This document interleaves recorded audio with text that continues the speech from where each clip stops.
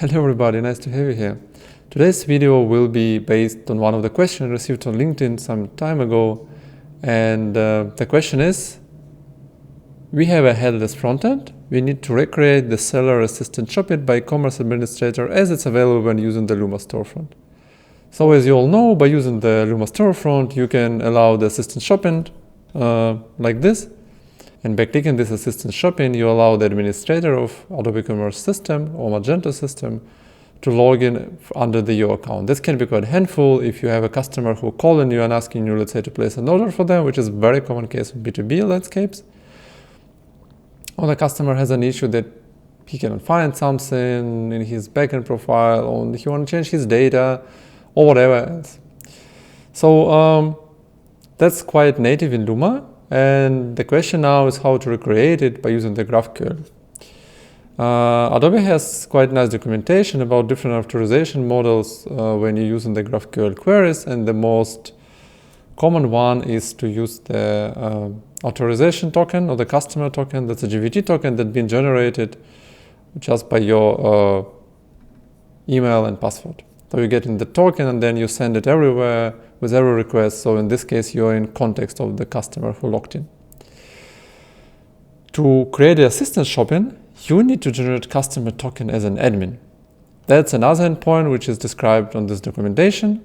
By calling it, you just transfer the customer email and then you're receiving the token back again. They can use this token for all customer operations. What is missing on this documentation is like detailed steps how to create the admin token. I mean, first of all, it's not written here that you need an admin token, but that's okay. I mean, if you're clever enough, you will find it out.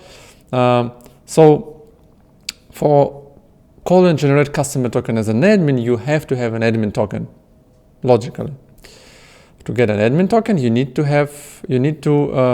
first of all, it's possible to authenticate by using the Google two-factor authorization method, like in this case. There can be also another one, so you can use for another endpoints if you're using any other providers. And then you transfer this token within the request. So I mean, I'm talking too much, I have a feeling. Let's jump to the example, which I have here. So first of all, if you're in headless mode, you have a registration step, so you're creating a customer. So creation a customer endpoint looks like following. First name, last name, all required fields, depends on your system. What is very important is that you have to allow remote shopping assistant and set it to true. In this case, only in this case, you can generate the customer token as an admin. Without this flag, it will not be possible because system will tell you, hey, the customer didn't allow you to do that. So don't forget about this flag and don't be surprised if you cannot do anything else. So let's create a user.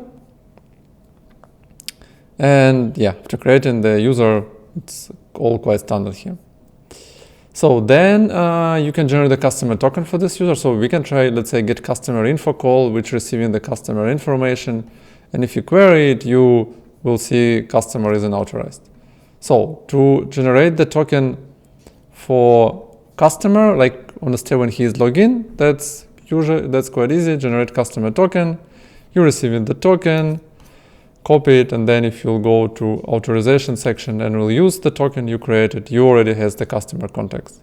So you have a first name, last name, email, and whatever other attributes you want to receive. So that's easy step. Now, if I want to, as an admin, to log in as a customer, so first of all, you can try it. If you call this call and you again see that the customer isn't authorized, so you cannot generate customer token as an admin, even if you have the customer token, because that's an endpoint, especially for the admins. So you need to receive the admin token. One point, you know all that you can use integration bureau tokens, and those tokens can be used to access your REST API, for example. You can do it from Magento backend. Those tokens will not work here because here is using authorization against GVT tokens. The all integrations will not work here even if you will enable them because they're usually disabled by the whole system. So you need to call this method in any case. To receive the token for here, you have to use REST API for that. So you more or less still have to build the login form for the customer, but for the admin user, who will enter their first name, last name, and the password. So not the password, but the 6-digit code which you receive from Google authorization tool. So in our case, I have the admin account, and I need to open my Google app and to receive the code. Yeah. So by pasting the code, I then can just send a request, and I'm receiving the admin token in this case. So, and now admin token I can use to generate the customer token as an admin. Done. So, and this customer token I already can use in Assistant Shopping, log in as a customer, and then go through the backend of his account. Again, we're in a headless mode here, so it's not Luma. Don't imagine that it's quite standard forms. It can be fully customized because the front end, which is custom, can be like anything you can imagine. That's technically it, so it's quite simple.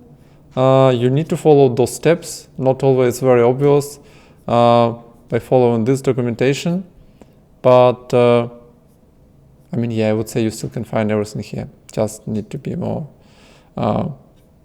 careful in reading, let's say so.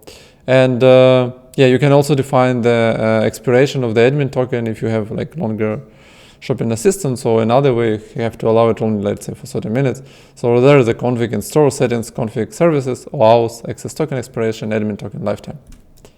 So easy as it is. Thank you for watching. That was again one of the shorts. If you liked it, drop me anything else you want to know, learn. I will be happy to make another video. Yeah, don't forget to subscribe and like the video if you liked it.